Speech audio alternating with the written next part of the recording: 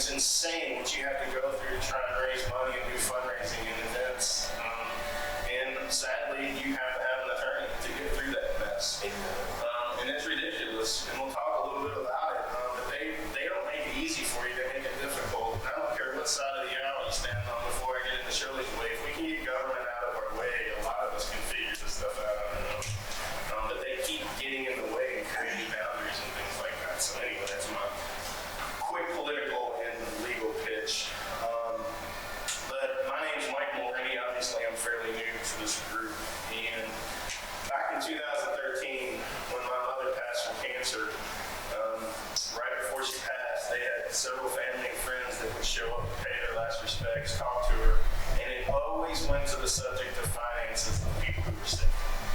And, you know, I didn't grow up wealthy, middle class, never really had a lot, but I didn't have a lot of worries either. So I never really thought of, we've always had insurance. And back then, even when I was younger, insurance actually meant something.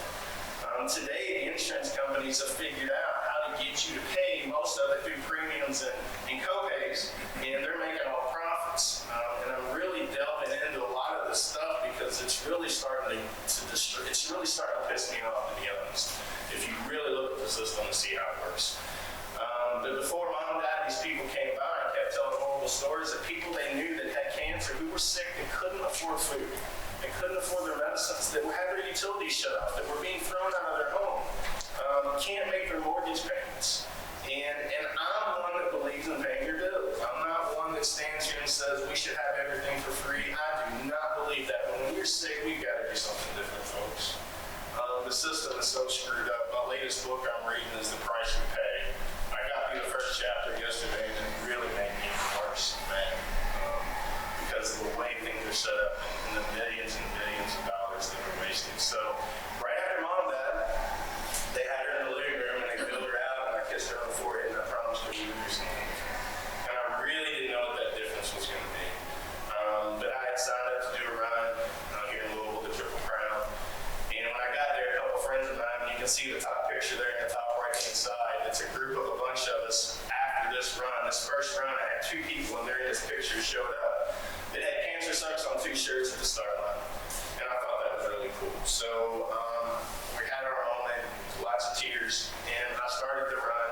And if you run, you know you got a lot of time to think about things. And my mind was just working left and right. And I finally came up, look, we're going to start trying to help people who are sick. They can't get through the basics of life. So we started printing bright orange shirts with Cancer Sucks on them and selling them to people that were runners. And you can see that top picture there was the next year. The next run. I don't remember, it's kind of a blur at this point, but there was a couple hundred people at one time wearing bright orange shirts. And we had our logo and our website on the front and the back of the shirt and mobile advertising right there. So that's how we kind of kicked it off and was trying to drive this business. But there was a ton of people wearing those bright orange shirts. It was a lot of fun. Don't run much anymore. My body's not letting me do that. But anyway, it was a lot of fun. So we started selling the shirts and trying to raise money to help people who were fighting cancer. And me, I went out when I got home that day after that first run, after those first 2 shirts, and I was like, okay, I'm going to file a nonprofit, start a nonprofit. So when I got home from the run that day, I went to Kentucky.gov and filled out a nonprofit. So I thought I had my nonprofit. So I called the company I work for. I work for Brown Foreman there today. I'm in the IT group. I said, Karen, I'd love to talk to you about having Brown Foreman support me and what we're doing. They said, great, are you a 501c3? I said, I don't know what that is. She said, you have to have a 501c3 status to get companies to donate you for the tax deduction. I said, okay, so people won't just donate, just help. We need to get the tax deduction. So I went home and researched how to get a 501c3. Had no clue what that was. And downloaded the app from the IRS, again, our government at work. The app was like 90 pages. It was going to cost $900 to fill it out. Kept selling t-shirts, which was a logistical nightmare. We're selling them online, and it didn't dawn on me when somebody buys a shirt, you got to package, you got to get their address, you got to take it to the post office, you got to pay to ship it. So I got through all of that shipping search. We raised enough money to get our 501c3 status. My cousin was at a baseball game and found an attorney, and this attorney helped us get our 501c3. I say helped. Every time I talked to him, it was bill after bill. So no just the way it was. I didn't expect it. I had never worked with an attorney before. So $5,000 or $6,000 later, we had our 501c3 status and was up and running. And I finally knew what a 501c3 was. But at the time, the IRS paperwork was about 90 to 100 pages, and it was a $900 fee to our government to sign up and request a 501c3 tax status. So here we are, we're up and running, and we're raising money, and we created a few small events. And I think the first year we gave $20,000 or $30,000 away back to people in need. It started out, people that we knew who were sick, they would fill out a couple forms, and we pay the debtor. We don't write a check directly to you. In rare cases we do, but we'll pay the utility bill. We'll hop online and pay LG&E. We'll pay the mortgage directly. We'll actually have people go to the bank and write the check and make sure it's paid, so where somebody doesn't just take the money and run off. They're sick if they go on a trip to Florida somewhere. But we really try to eliminate that and make sure that that doesn't happen. And also, you try giving them money directly, and I'm just speaking to Randy here, and it screws up their whole world. It is. When we first started doing this, we weren't doing it exactly the way we do it now. And what we found is, if you've applied for assistance, if you get assistance, it could take you 6 months. We've had people that have passed away before they were eligible for Medicaid, Medicare, and all the other government-assisted programs that could help them in these situations. But it could take months. We actually had a patient, we did an interview, Kelly interviewed her, and she was getting food stamps. She was making $700 a month. Okay, $700 a month of government assistance. She was off work, she couldn't work, she was too sick. And her church gave her $200 cash to help her out for the month. The government found out and reduced her monthly payment by $200 because somebody handed her $200 cash. Why she reported it, I have no idea. But she was trying to do the honest and right thing, and the government shorted her that money that month because the church gave her some cash to help her. That's the system that we're living in these days, folks. It's ridiculous. It's completely ridiculous, and it makes me mad every time somebody applies for assistance. Not because they need assistance, it's because why do we even have to exist in this world right now in the way it is? It's just absolutely horrible. And then with COVID on top of it, it has just really extended things and made things a whole lot worse. But once we started Shirley's Way, these people, your dad, all these people that started businesses 20, 30, 40, 50 years ago, I don't know how they started them without the internet. It has made it so much easier, not say easier, but walking around knocking on doors back 20, 30, 40 years ago, I don't understand how those people did it. It's amazing to watch somebody build a business back then. It's a little bit easier now because of the internet. But what we started doing, it's really not. It's not? It's really not. Because now you're competing with the world. You're right. Back then you were just competing with your neighborhoods. Your people. I guess I'm referring to the pioneers of people that have started business and knocked on every door to try and build a business. And you got the power of the internet these days. But you're right, it's not, because the people that control the internet are causing a lot of pain. But what we did with the internet when we first started, I had no way to market this business. And when we started selling t-shirts, a friend of mine said, you ought to do a Where's the Shirt on social media. So we started doing that. People were sending me pictures left and right. And you can see some of the pictures here of people in the shirts, and they were just sending them to us. So we post, all right, thanks Tim for representing us in the end of Florida, furthest southest point in Florida, blah, blah, blah. So we had them all over the place. And people were buying shirts left and right just because they wanted to have their picture on our Facebook page. It was funny. It was a lot of fun. We did that for quite a while. The one picture on the bottom right there is there's a large group of us. The group kept getting bigger and bigger and bigger over the years. And there was over 100 people, 120-something people on the beach there. A friend of mine organized it while we were on vacation. They all brought their cancer suck shirts, and we took this huge picture on the beach. It was really cool. There was over, like I said, 120, 130 people on the beach. It was a lot of fun. But marketing, I don't care what business you're in. I don't care if it's a charity. What it is, you have to market the business. And when we first started, again, I was in the running. I didn't know what to do, but I'm a big Kiss fan. I like their music. Some people don't, but I really like Kiss because if you look at their story, they were told they would never be successful because they came out in clown makeup and they proved everybody wrong. I don't care if you like it or not. Most people, even my kids, have heard the name Kiss. And they did something right by marketing. So what I did, one of the next runs coming up, I dressed up as Gene Simmons. I put our logo was all over my body and walked through 10,000 people at a 5K. And we had people left and right taking pictures and grabbing me and wanting. We had a line from here at Joey's building of people wanting to get pictures of me, thinking I'm Gene Simmons. I can't imagine what the real Gene Simmons goes through, but you know, a fake guy. But yeah, I had the boots and everything. But it was just a simple, easy way to try and reach the marketing. I say easy. It took us 3 hours to put the makeup on. Sure. But yeah, it was crazy, ridiculous how long it took. We kind of got that down pat. You can see on the bottom right, we did it in one of our drawings. Kelly didn't know who Paul Stanley was, so she dressed up as, she kept calling herself what? Ringo Starr? I has a star on his face. So we really got into gaming online, and that's kind of the next story. Is we've taken gaming to me to a whole different level.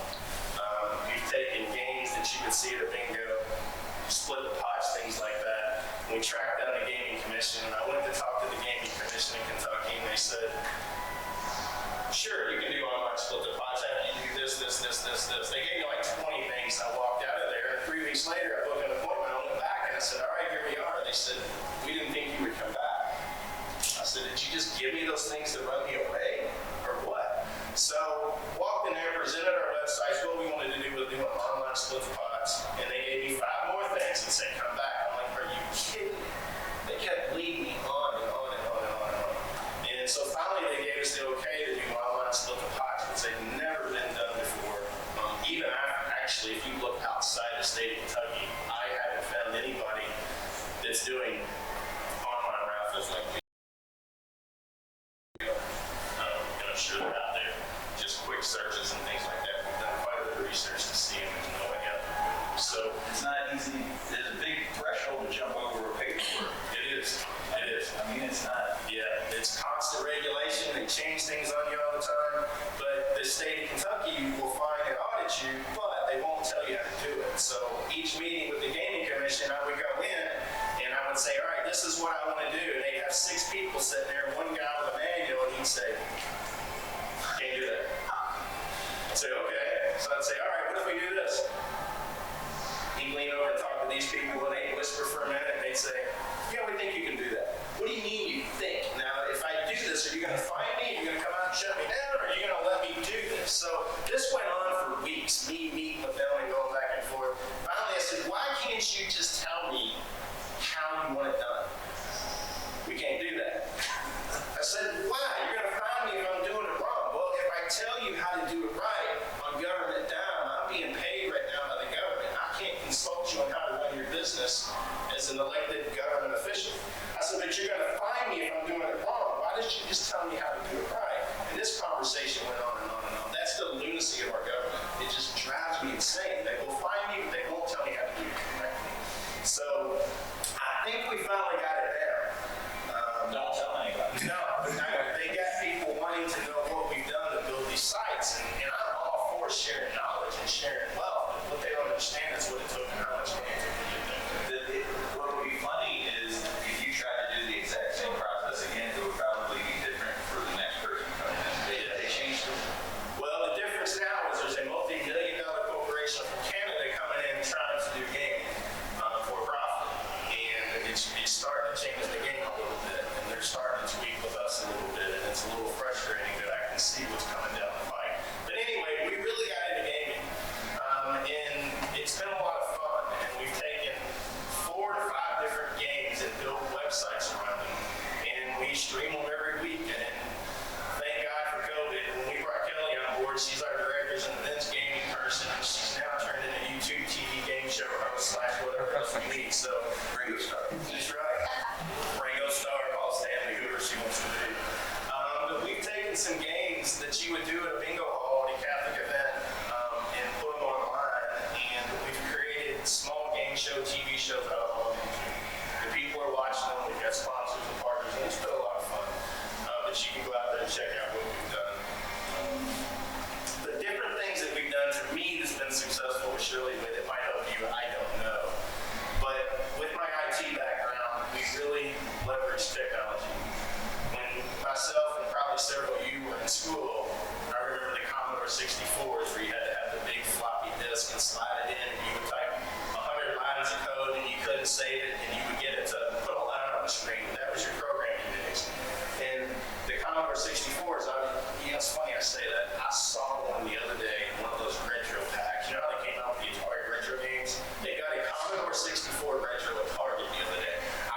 what you would do with it. But it was the Commodore 64 radio. Yeah, it's crazy. But my point is, these devices right here are the most powerful, one of the most powerful things that you can have in your hands. When I got in IT, the computer room at Brown Foreman was as big as Joey's dealership, and it was nothing but racks and computers and mainframes. Now, we don't even have a computer center at Grow Louisville anymore. It's hosted to a place that has virtual computers. But this is one of the most powerful things. If you can't run your business on your mobile phone or your mobile device, you're doing it wrong. And to me, I think that's really what sets us apart from some of the other small organizations. Actually, some of the larger ones, because some of the larger ones have reached out to us and asked us, what is it you're doing with technology?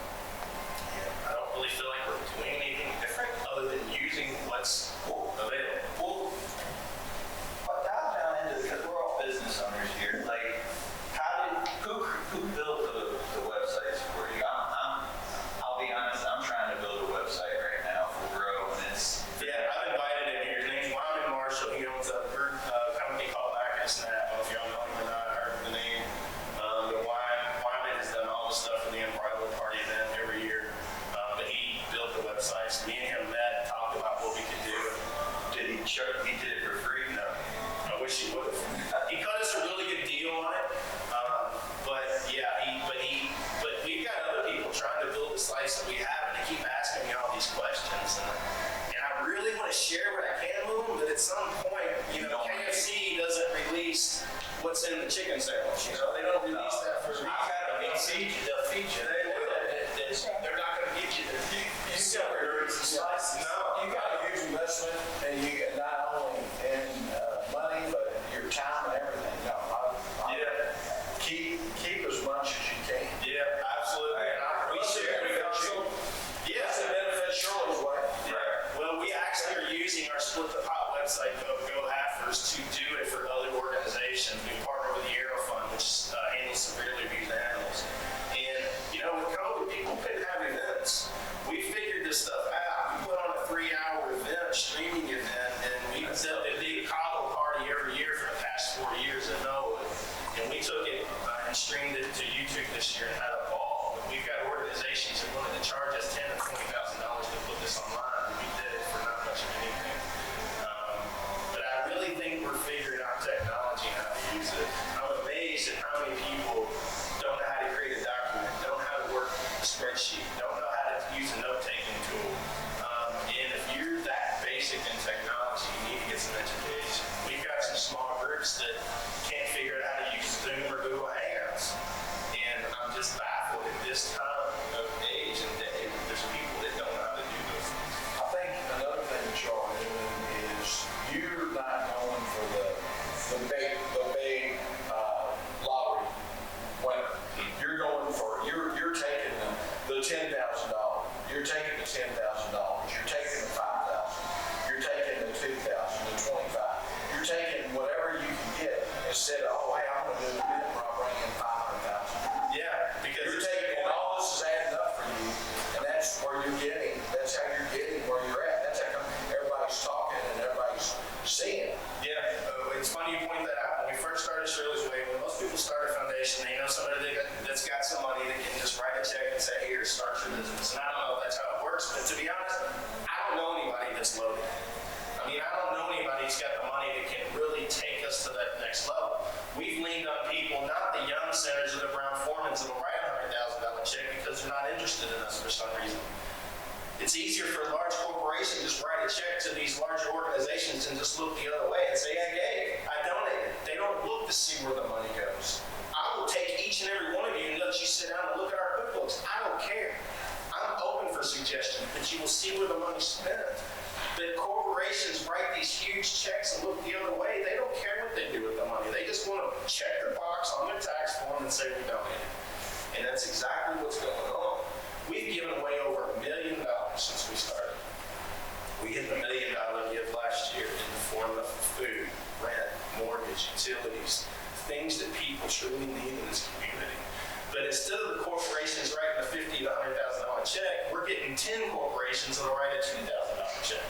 Or we're finding 1,000 people that'll throw in $10 a month to make a difference. And that's really kind of what we've done. And that's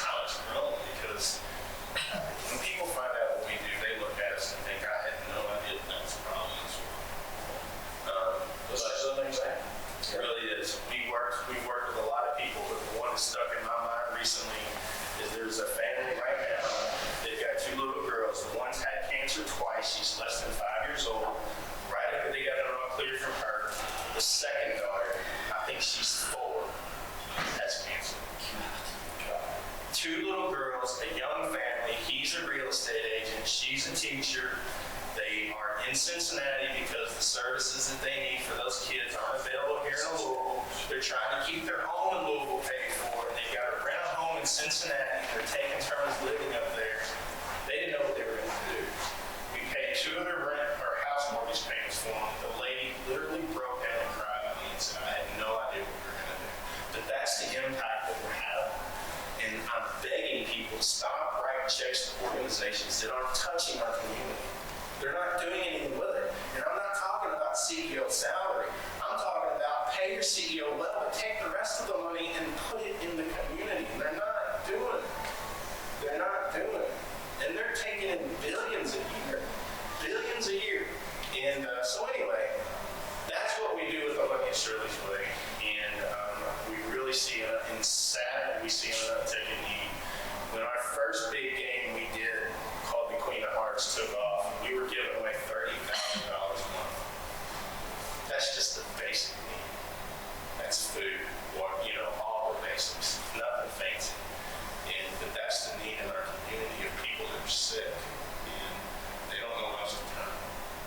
And it's sad that we live in the richest country in the world and we have people who are sick and are losing everything they have.